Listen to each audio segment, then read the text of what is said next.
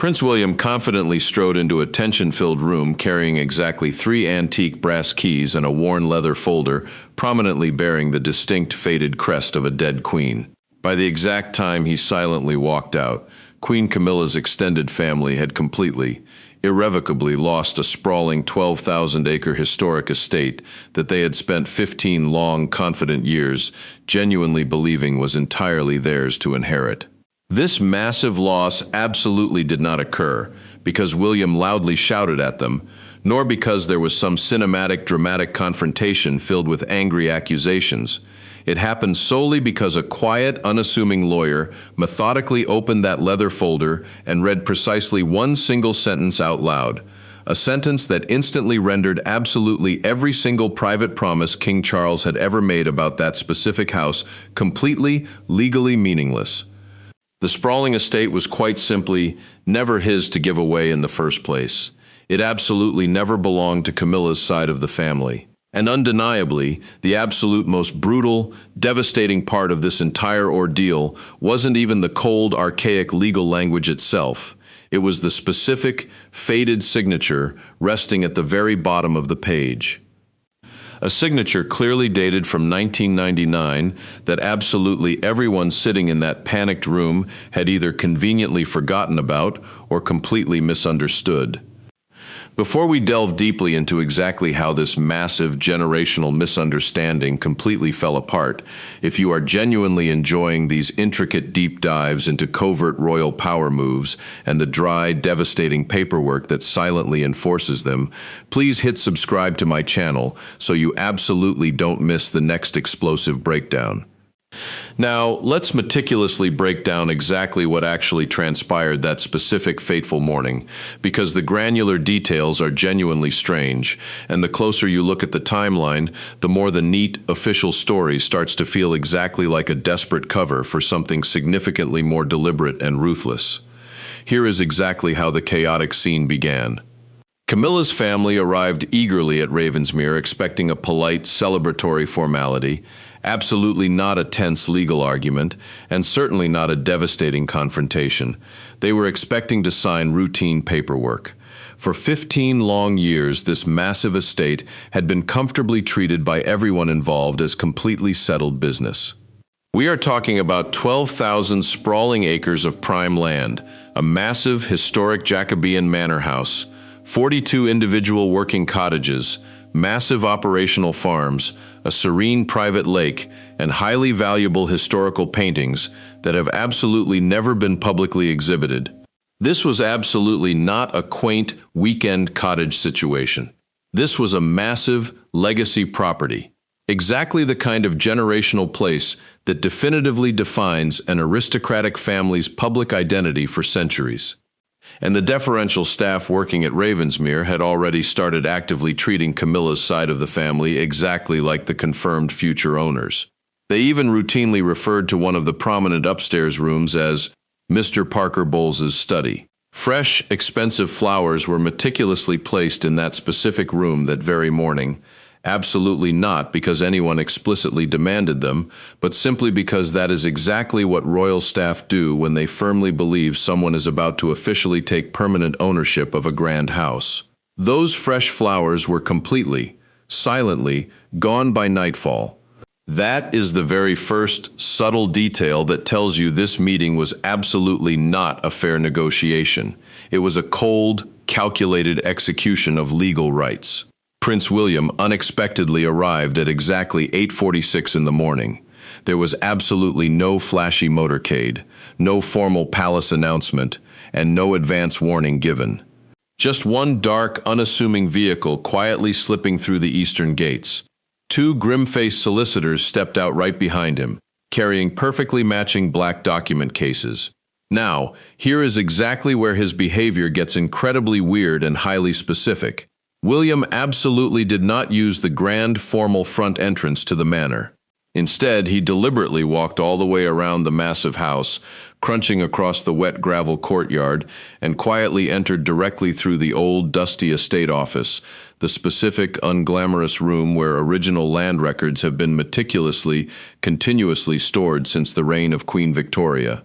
Why exactly would the powerful Prince of Wales deliberately avoid the comfortable, elegant drawing room where his waiting family was seated?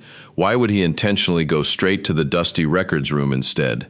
Because he absolutely wasn't there for a polite, chatty family meeting over tea. He was there to formally present irrefutable evidence. He deliberately came through the exact door where the historical proof lived, and if absolutely anyone in that house had actually understood the profound symbolism in that specific moment, they would have instantly known exactly what devastating news was coming. Camilla eventually found out William was unexpectedly physically on the property around 9 a.m., and she naturally assumed he simply wanted to politely discuss some ongoing renovations. That is absolutely not a wild or paranoid assumption on her part. There had been many actual detailed discussions recently about expensively fixing the crumbling east wing. 2 historic roofs were currently leaking badly. There were many quiet, ongoing conversations about heavily renovating several specific cottages explicitly for her extended family's use. And King Charles had apparently warmly, consistently encouraged absolutely all of it. That specific word, encouraged, matters a massive amount in this context because when you are actively dealing with complex royal families, massive private promises are frequently made in quiet rooms where absolutely no one ever dares to ask the monarch for written legal proof.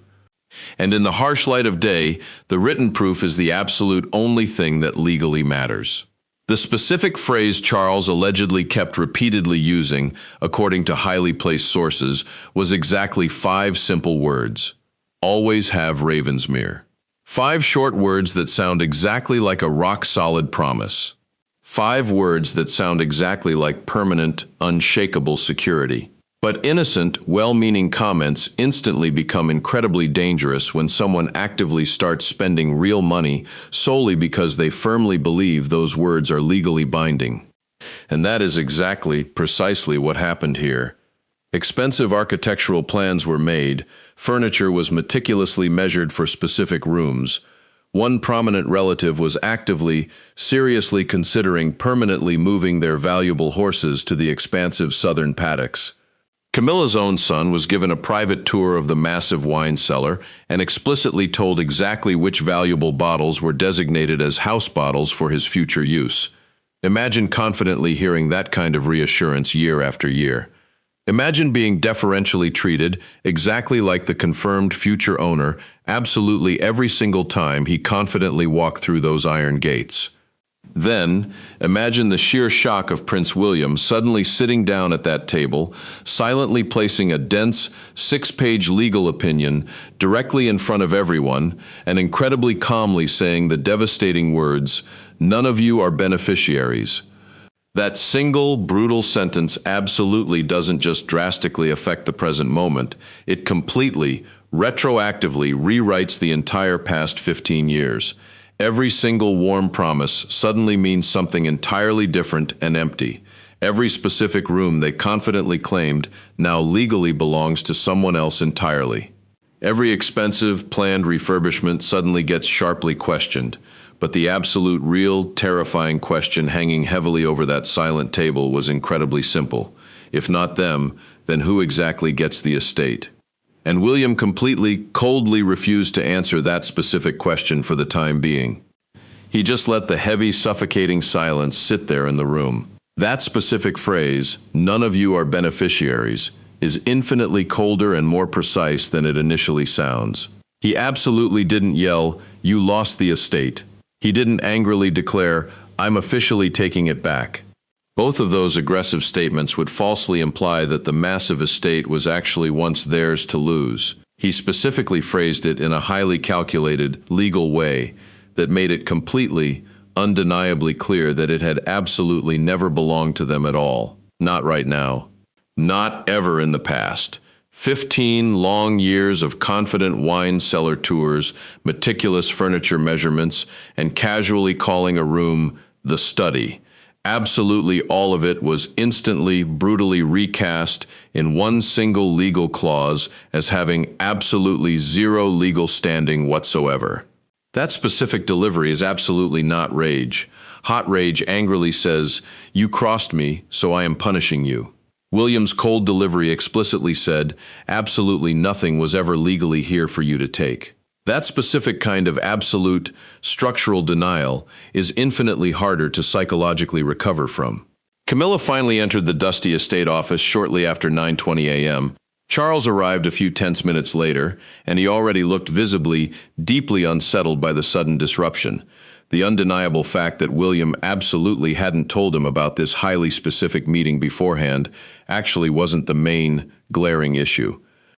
The real, terrifying issue was the specific folder sitting on the desk. William was sitting quietly next to the lead solicitor, firmly holding a highly faded, antique leather folder, and Charles instantly, viscerally recognized the specific royal crest stamped on it. It explicitly belonged to the late Queen Mother, Charles's own beloved grandmother, and the exact moment he saw that crest, according to multiple, consistent accounts from people who were physically present in that room, the king's confident color just completely drained right out of his face. Because Charles intimately, deeply knows exactly what it means when his eldest son unexpectedly shows up unannounced, clutching his grandmother's highly private sealed papers, it unequivocally means the buried past just forcefully walked into the modern room. The aged folder contained the absolute, real, unvarnished legal story of Ravensmere, and it absolutely wasn't what anyone in that room expected to hear. Ravensmere was absolutely, definitively never Charles's personal, private property to give away. Furthermore, it absolutely wasn't standard Crown estate land either, which is managed by the government. It was specifically part of a highly complex, deeply private family trust settlement, an archaic legal structure that had been deliberately, meticulously amended exactly 3 times over the long decades. The very first historic amendment strictly protected the physical land itself from sale. The Second Amendment specifically protected the historic manor house. But the third, incredibly crucial amendment explicitly protected the absolute one thing nobody sitting in that panicked room had ever bothered to rigorously check: the strict succession clause detailing exactly who legally comes next. And that single, overlooked clause changed absolutely everything about the situation. Charles's actual legal interest in the massive Ravensmere estate was exactly what lawyers call a life interest. This simply meant he could legally live there, he could legally maintain the property, he could legally collect the lucrative annual income generated from the working farms. But he absolutely, fundamentally could not permanently, legally transfer the title of the estate to absolutely anyone outside the settlement's strictly defined, original bloodline. Not by a heartfelt verbal promise, not by a signed personal letter, and absolutely not by a royal executive order. He essentially held lifetime house keys, but he possessed absolutely zero legal say in exactly who actually got the massive estate immediately after he died. He had warmly, consistently promised it to Camilla's eager family for 15 long years, and he had absolutely never, ever possessed the actual legal authority to do that. Not once. Camilla's daughter reportedly asked the most obvious, logical question in the room. Why exactly can't the reigning king just simply decide exactly what happens to the estate after his lifetime ends? The lead solicitor calmly opened his folder and delivered the exact, chilling answer that completely froze the room. This specific decision was legally, permanently taken entirely away from him long before his second marriage even occurred. Absolutely not after the wedding. Long before it, someone incredibly shrewd had accurately anticipated this exact, messy family conflict many years in advance. Someone had clearly, coldly seen Charles eventually marrying Camilla, accurately saw her extended family inevitably moving toward claiming the valuable estate, and aggressively, permanently closed the legal door before absolutely anyone else even realized there was a door there to close. Everyone naturally, immediately assumed the mastermind was the late Queen Elizabeth II. That is the most logical, natural guess. But William absolutely never, ever said her name during the meeting, because it absolutely wasn't her doing. The specific, devastating amendment was formally signed in 1999, exactly 3 years before the revered Queen Mother actually died, and exactly 6 years before Charles officially married Camilla. and the vital signature resting on that legal document absolutely wasn't just the Queen Mother's.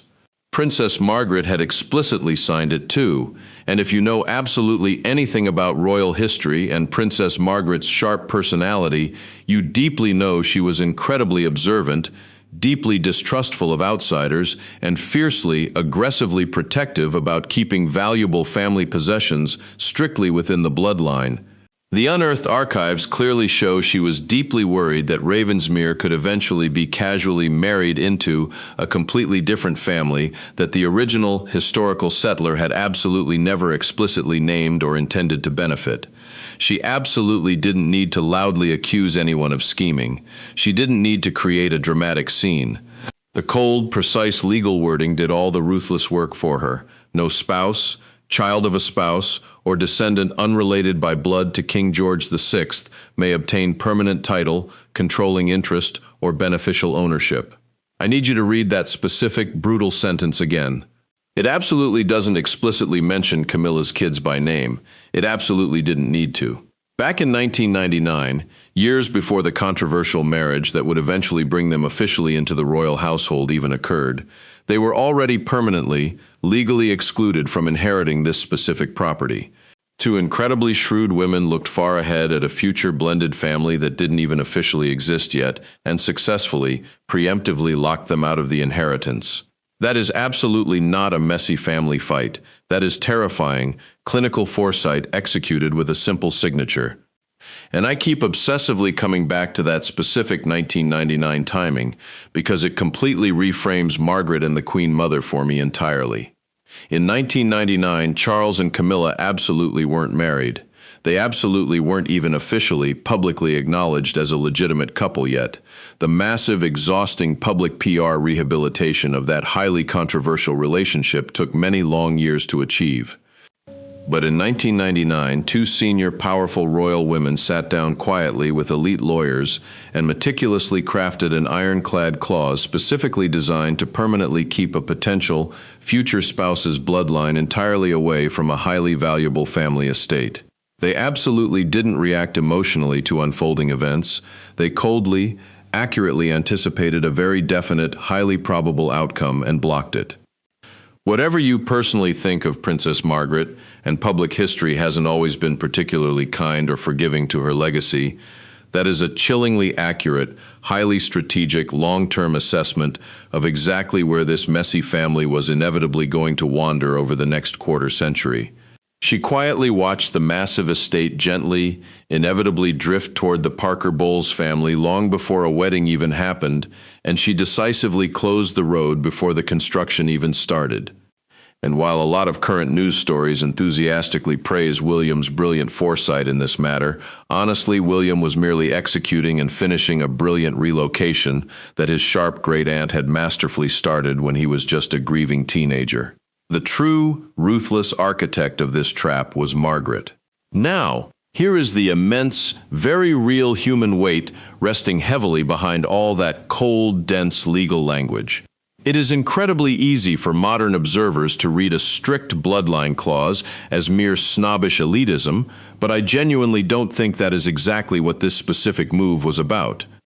Old, complex family trust settlements exist primarily because massive historic houses like Ravensmere absolutely aren't owned by the temporary people currently living in them.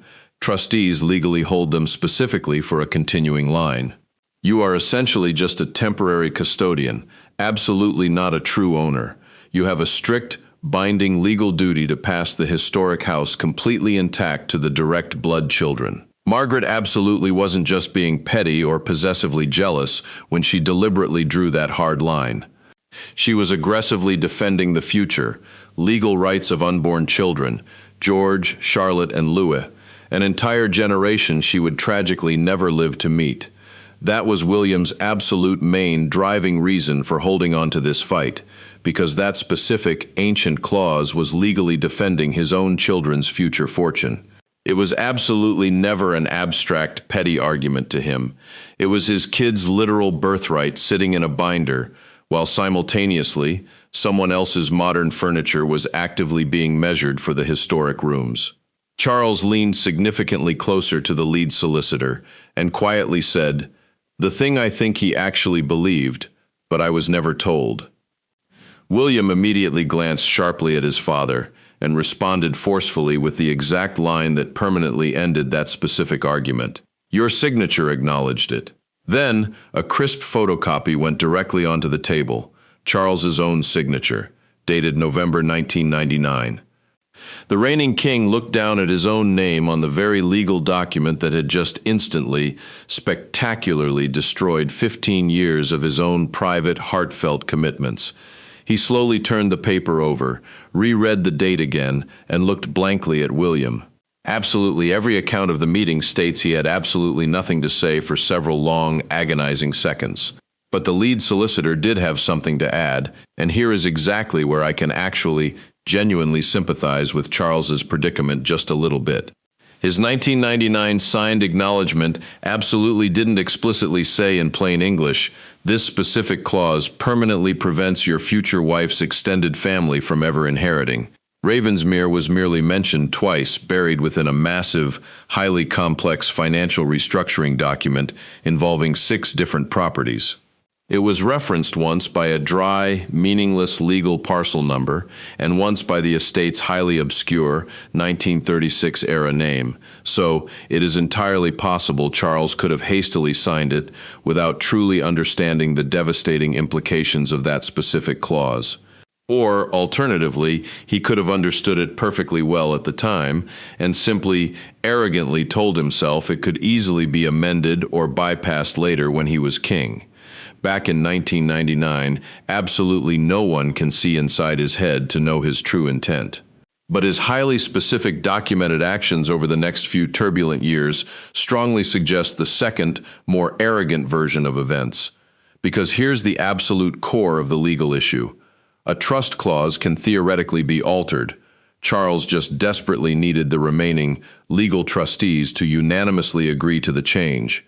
And the absolute one single trustee whose approval legally mattered above all others was Prince William. That is exactly why William deliberately entered through the dusty records room that morning. He absolutely wasn't a mere guest at that meeting. He was the legal gatekeeper. Charles had actually already tried to bypass that very gate months earlier.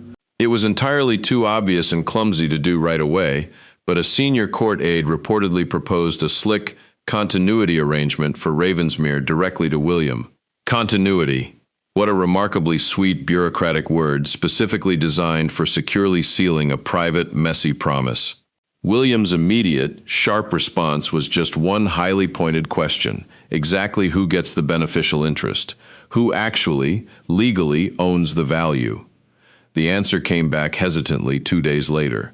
Camilla's children and grandchildren would formally benefit from a brand new, massive family trust. William wrote exactly one word in the margin of the proposal and promptly returned it. Rejected, but Charles stubbornly kept going.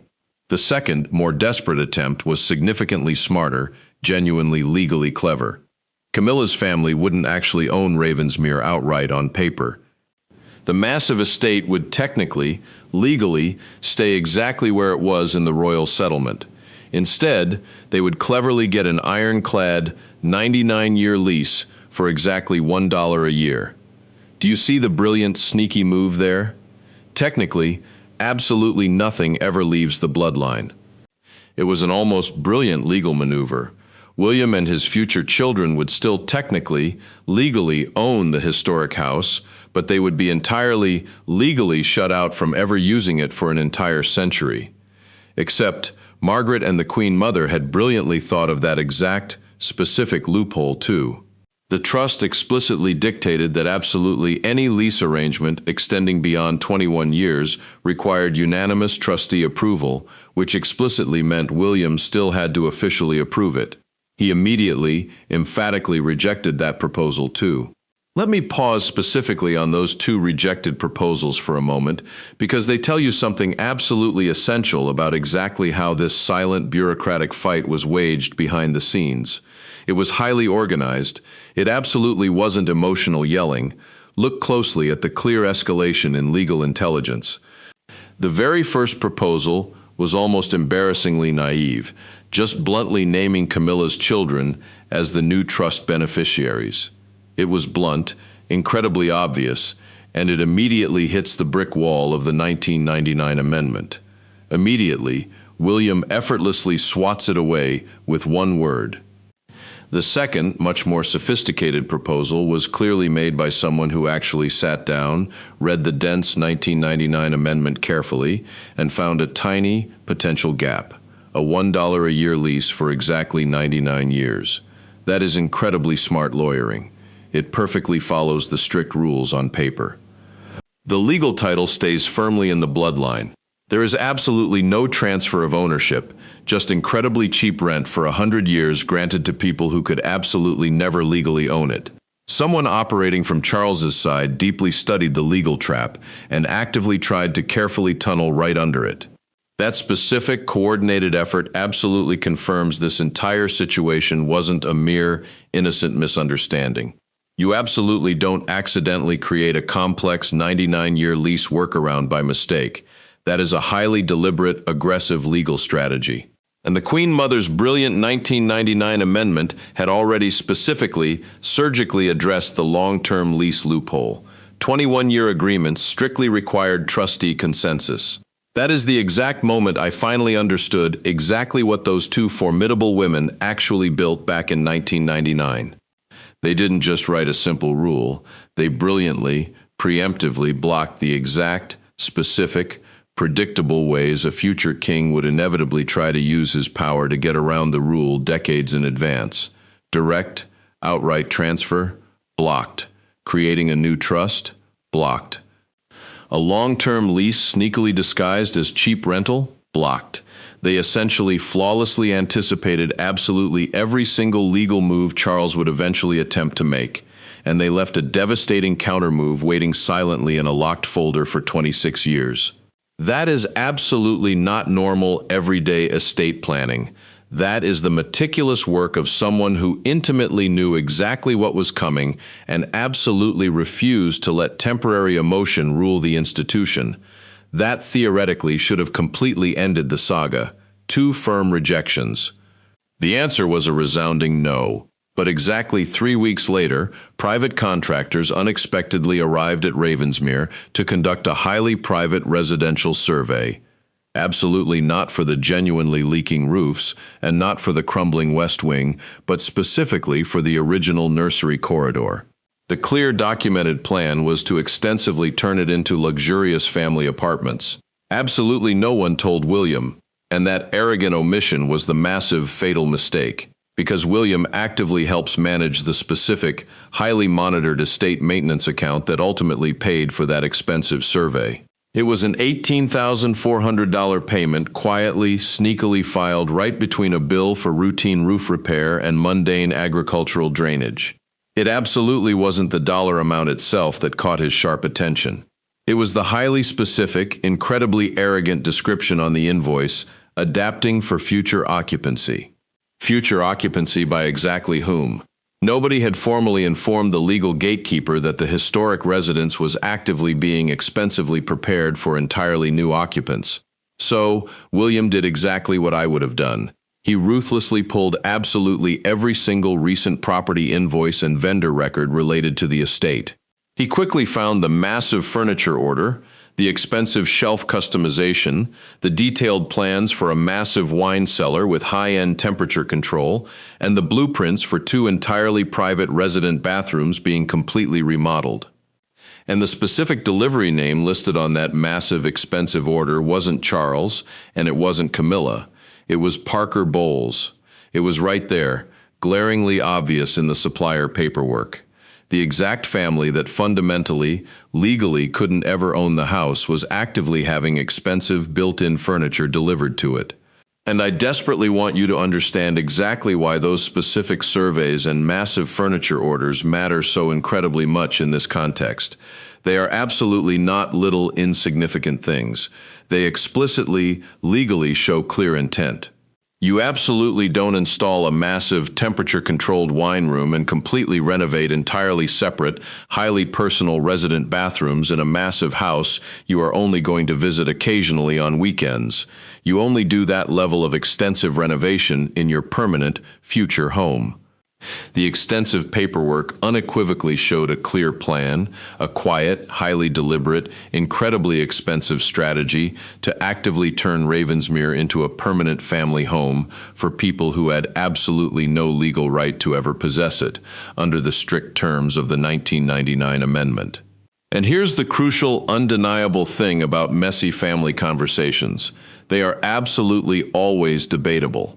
Someone can easily defensively say, "I absolutely never promised that," but spent money is completely undeniable. Money creates an unshakable trail.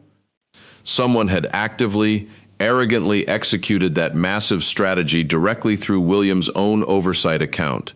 They arrogantly moved a piece on the exact chessboard he was actively watching. That highly specific, arrogant detail turned a tense disagreement into a necessary execution.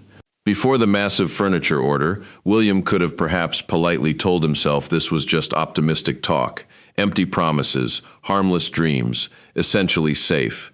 But the massive furniture order made the threat incredibly real and immediate. It was officially recorded, and once it was formally documented, his hands were legally tied. A named trustee who does absolutely nothing when trust money is illegally spent on non-beneficiaries has fundamentally failed the trust.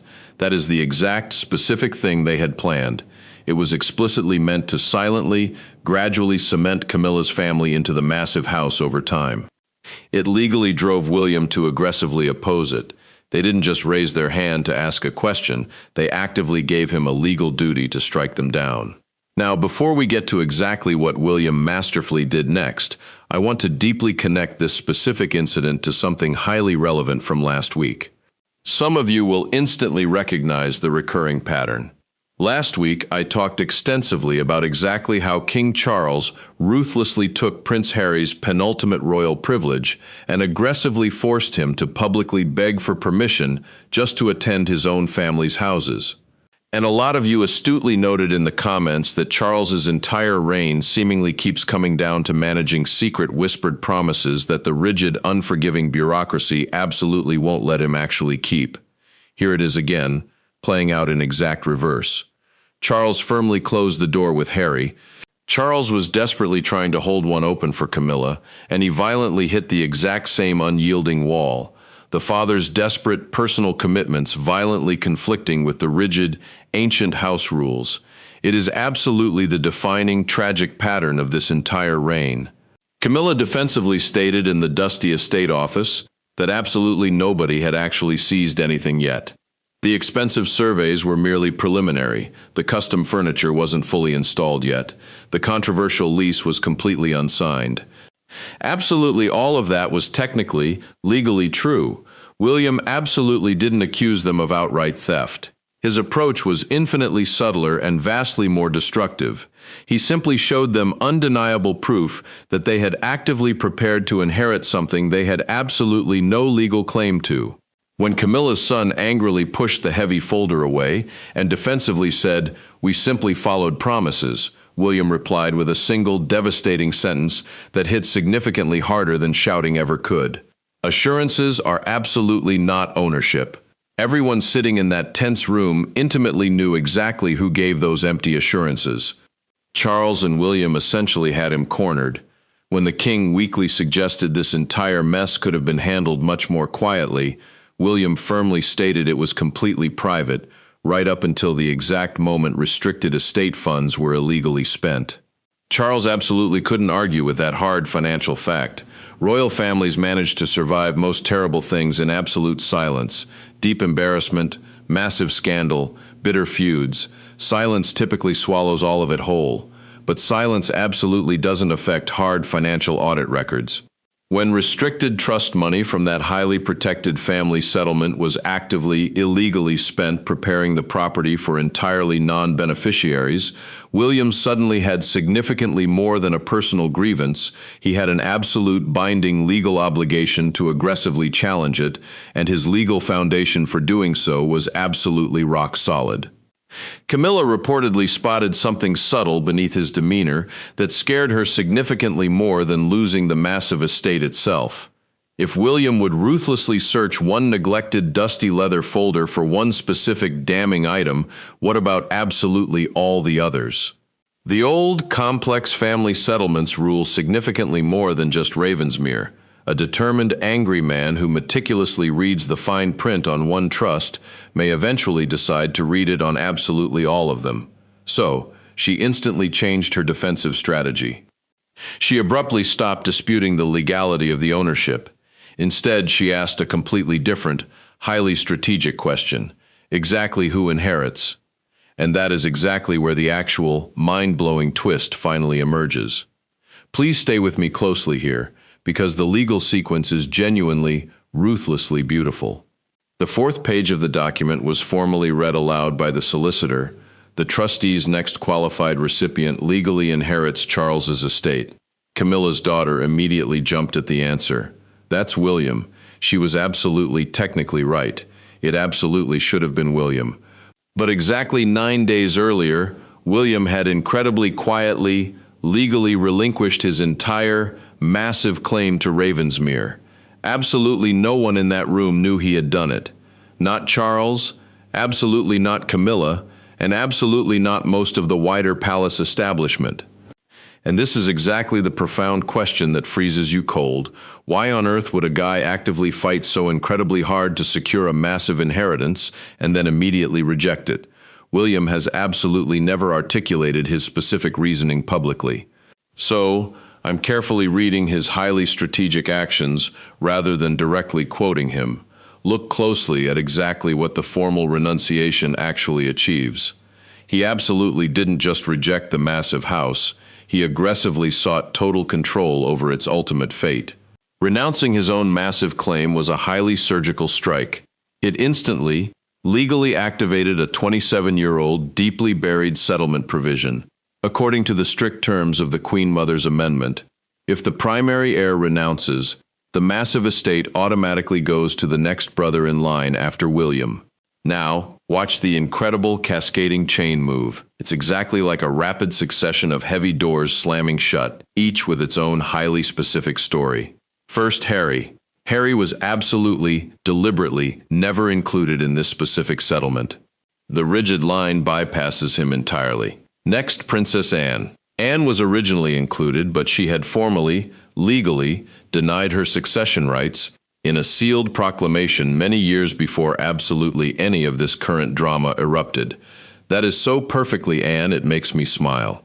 She is the one family member who genuinely wanted nothing, who quietly, gracefully dropped out of the race long before there was a massive prize, simply because she genuinely doesn't want the burdensome stuff. Anne leaves the chat. That left one dreadful, terrifying second, and Charles reportedly visibly registered the horror of it on his face. Prince Andrew, can you possibly imagine the absolute horror of that realization? This entire exhausting exercise was meant to fiercely defend and purify the historic estate, and the strict legal changes suddenly pointed directly at the family's absolute most compromised, disgraced member. Charles must have desperately wondered if the brutal cure was infinitely worse than the disease. But the solicitor calmly turned the page. The brilliant 1999 architects, or subsequent highly cautious changes, had brilliantly considered that exact nightmare scenario too. A highly specific conduct provision permanently excluded Andrew from eligibility. A beneficiary who formally abdicates royal duties is automatically, completely stripped of their inheritance rights. That specific clause worked exactly, perfectly as intended given recent, highly publicized events. It automatically, cleanly rejected him entirely without argument or debate. Andrew was instantly out. After William renounced his claim, Harry was never named, Anne had gracefully declined, and Andrew was legally disqualified. Only one single man remained eligible when all the heavy doors finally closed. Prince Edward, Camilla's own son, actually said the name first, stunned. Prince Edward, the quiet Duke of Edinburgh, the reliable sibling absolutely nobody in that tense room had thought about all morning. He would legally succeed Ravensmere, and even that shocking revelation doesn't show the entire, brilliant story. Because Edward had actually been quietly, formally notified of the impending inheritance weeks earlier, and had discreetly, unconditionally accepted it, with absolutely no celebration and absolutely no greedy desire to inspect the massive bedrooms. He accepted the massive windfall on one incredibly specific condition, and this is the absolute masterful twist. He would absolutely never live in Ravensmere with his own family. Instead, its lucrative farms, its numerous cottages, and its massive annual income would permanently, legally benefit injured veterans, bereaved military families, and young people aging out and leaving the foster care system through a brand new, highly endowed charitable foundation. The massive manor house itself would specifically house the struggling families of service members currently receiving long-term specialized medical treatment. I need you to read that again and fully process it. After successfully inheriting the massive estate, Edward immediately, legally gave away practically absolutely everything it earned him. Absolutely nobody sitting at that tense table anticipated that outcome, because they were all fiercely expecting an entirely different story. They genuinely thought a greedy, ambitious prince had ruthlessly taken Ravensmere for his own enrichment. They hadn't. They completely lost it to a man who absolutely didn't consider it a personal prize. I desperately need you to understand exactly why that specific charitable condition is quietly, completely devastating, because it certainly seems like mere decency, and it undeniably is, but it's also the story's absolute most complete, inescapable checkmate. Think critically from Camilla's family's perspective for a moment. They could have easily, bitterly resented Edward for simply taking Ravensmere as his own luxurious playground. They could have angrily muttered to anyone who would listen that one prince unfairly outmaneuvered them for a massive reward. That it was pure ambition cleverly disguised as legal legitimacy, that a richer, significantly smarter relative simply took the massive house first. That is a compelling, highly relatable grievance story they could easily sell to the press. But you absolutely cannot publicly resent a veteran's profound kindness. When Edward legally gave his entire, newly acquired 12,000-acre inheritance directly to bereaved military families and aged-out foster kids, you absolutely cannot publicly call him greedy or manipulative. Edward absolutely didn't just quietly win the massive house. He completely blocked the entire villain narrative. He completely, cleanly removed the enemy side's absolute last PR weapon in one single, unassailable charitable condition. It absolutely wasn't just kind, it was strategically, devastatingly airtight kindness. And that is incredibly unusual in this family. Now think deeply about exactly how it fundamentally affected the optics of absolutely everything that happened before. The two distinct families now live permanently, awkwardly on the exact same massive land.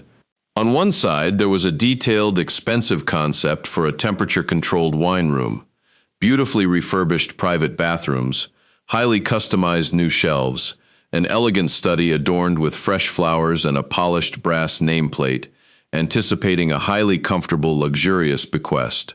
On the absolute other side, there are now dedicated veterans' cottages, a massive, historic house transformed entirely into a haven for sick, struggling families, and a massive, lucrative income signed permanently away long before anyone could ever maliciously accuse him of wanting it for himself. Absolutely every single struggling family that seeks vital aid through those imposing gates is a quiet, devastating, undeniable contrast. Absolutely not loudly stated, absolutely never explicitly said aloud, but felt permanently, deeply by absolutely everyone who intimately knows the true narrative. Charles saw the profound humiliation coming the exact moment the solicitor finally finished reading the document. Not simply that he lost a magnificent home he loved, that he lost it in a specific, unavoidable way that subtly, continuously indicted him every single day.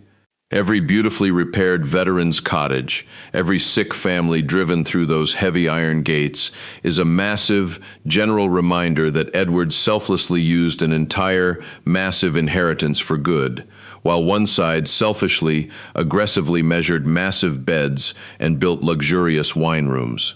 Charles got the implications instantly. The massive estate he had quietly, repeatedly promised Camilla would suddenly and permanently bear his brother's charitable name forever. Speak. There is absolutely no better, more public method to definitively prove your grand promise was entirely empty.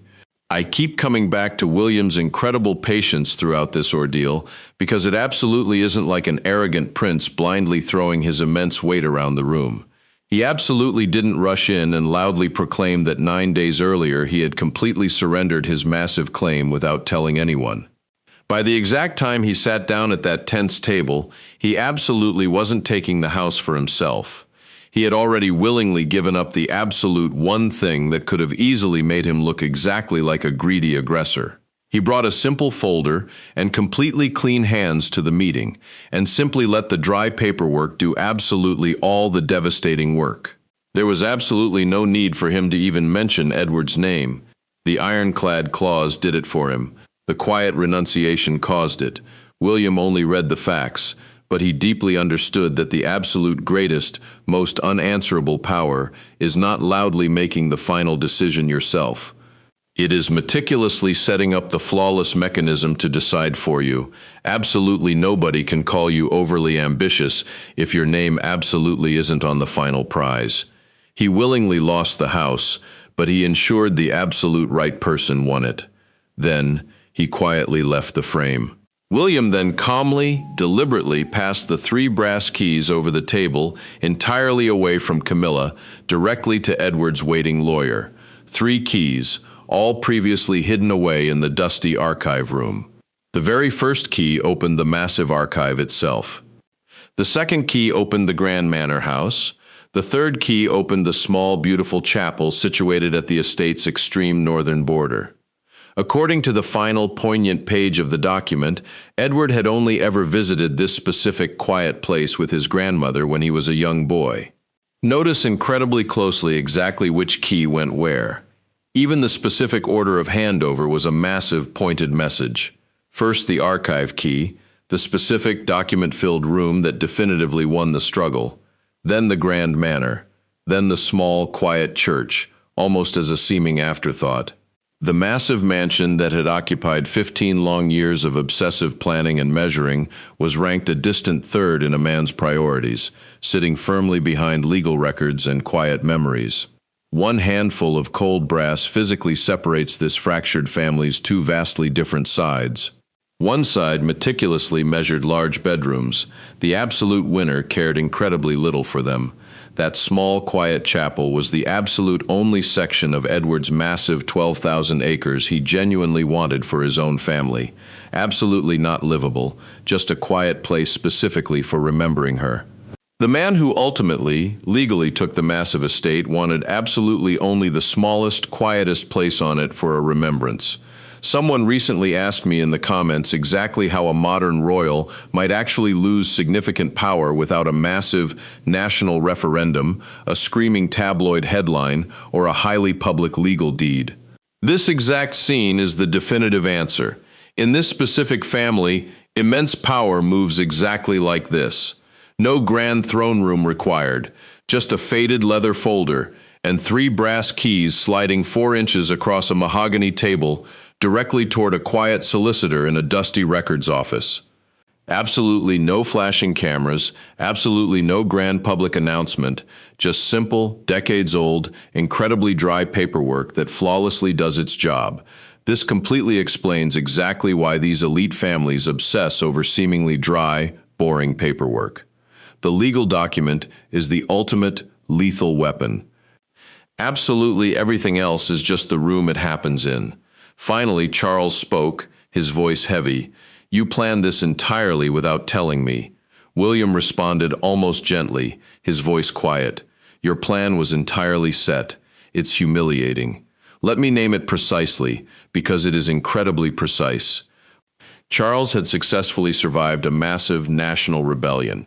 Absolutely no one had successfully opposed him. Yet, highly personal, archaic paperwork entirely defeated him. Defeated by a long-lost, forgotten signature, and by massive, empty promises he simply couldn't legally keep. A significantly younger brother quietly took the massive trophy and brilliantly stripped it of absolutely all personal, material significance long before absolutely anyone could accuse him of base ambition. You absolutely can't even hate Edward for it. That is pure, unadulterated genius. Camilla's final, devastating question was undeniably the saddest moment of the entire conference. The prepared rooms. What exactly happens to them? The solicitor quietly closed the heavy folder and answered emotionlessly, "The estate inventory will officially receive them." The expensive custom shelves would stay, a subtle, permanent removal of the private study designation. The massive wine collection would remain entirely untouched, but that specific family absolutely no longer owned a single drop of it. The fresh, hopeful flowers from Mr. Parker Bowles's study that morning were quietly, efficiently removed completely before sundown. The shiny brass nameplate on that specific upstairs door was unceremoniously unscrewed by that very evening. That small, discarded metal plate might genuinely be the absolute saddest thing in the entire story. Someone had optimistically ordered it, proudly engraved it, and happily nailed it to that heavy door, entirely assuming it would comfortably last for a generation. It was an incredibly tangible, physical assurance. It was completely removed in the afternoon, and I deeply think this specific family's subsequent behavior is extremely profoundly telling. There was absolutely no massive proclamation, absolutely no formal palace declaration correcting 15 long years of quiet, confident assumption.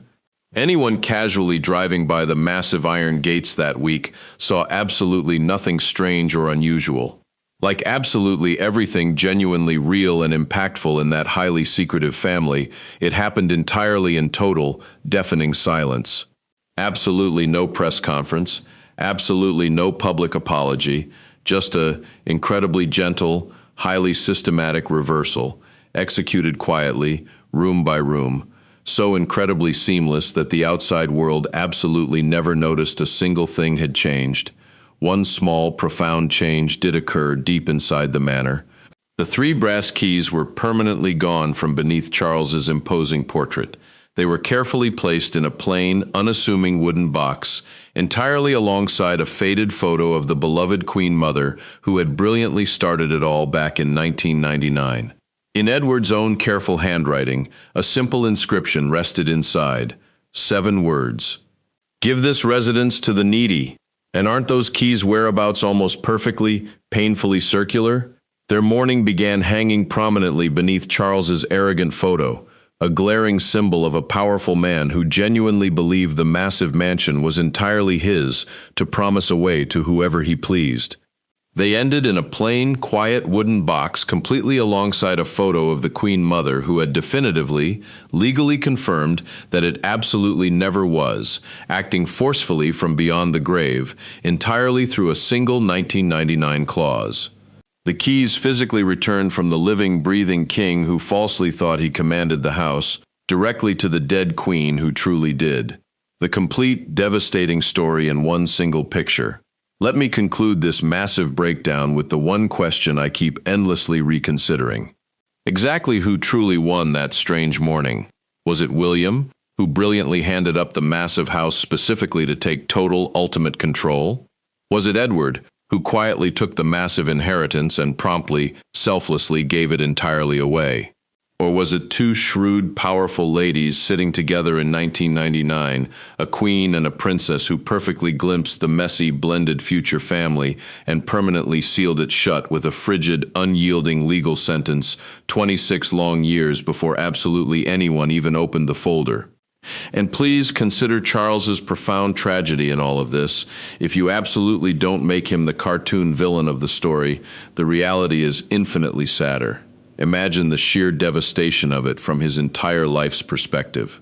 He had fought relentlessly, exhaustingly for Camilla for decades, through massive controversy, intense public hate, and a grueling public rehabilitation that actively cost him significantly more than most ordinary people will absolutely ever know or understand. He had promised her family some quiet, safe place in the middle of it all. There was absolutely no malicious scheme, just a desperate pledge of safety. Always have Ravensmere. He probably genuinely did it entirely out of pure love, a desperate, tangible way to show his wife's family they finally belonged. They were finally secure. They were finally home. The massive, crushing tragedy is that he simply could never legally fulfill that heartfelt promise. He was casually distributing massive deeds as a mere life tenant, a simple security guard falsely posing as a wealthy landlord. The absolute cruelest, most devastating thing about that specific morning was that his own 1999 signature was quietly sitting in a folder, devastatingly showing that the absolute most generous, loving thing he ever desperately tried to give was absolutely never his to give in the first place. That absolutely isn't evil.